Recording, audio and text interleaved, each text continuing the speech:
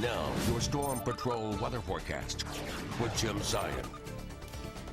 Well, there haven't been any dramatic changes with Tropical Storm Isaac throughout the day today. It actually looks less impressive on the satellite view than it did earlier this morning. Actually looked like it was getting better organized, but as reconnaissance aircraft has been out here flying around taking observations, they really have a hard time finding the center. As a matter of fact, twice in the last 24 hours, they said the center's here. No, wait, it's a little farther south. Oh, wait, no, the center's over here.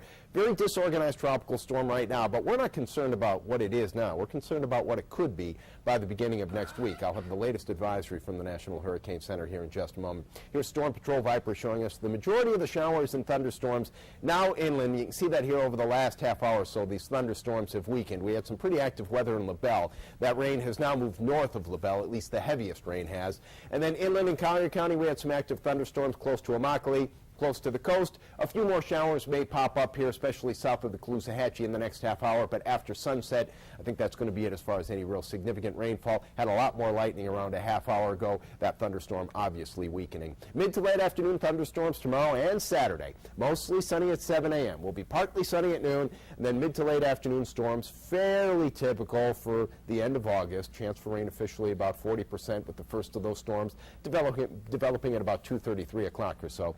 Here's another look at Isaac, which really hasn't changed a lot throughout the day today. Even though there's a lot of warm water in the Caribbean, National Hurricane Center says, well, it's still pretty disorganized. It's making its way to the west-northwest now at about 16 miles per hour, according to the official forecast track.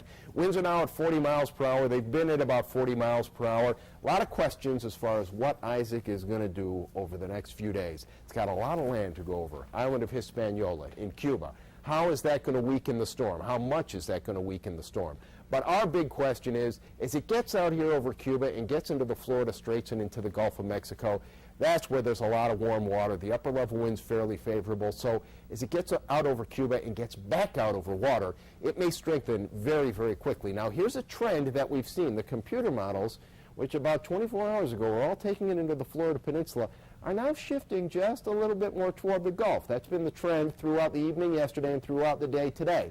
A trend that, quite frankly, Southwest Florida might not be too unhappy to see. If we can continue to trend that track or these tracks out into the Gulf of Mexico and keep it further away from Florida, quite obviously, that would be a pretty good thing.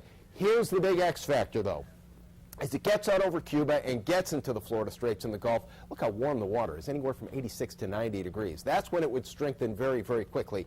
And that's why, even though this is a minimal tropical storm right now, we have to take it very seriously. If it is going to affect our weather, it'll do so late Sunday and Monday. Monday would probably be the worst day where we'd see the wind and the rain.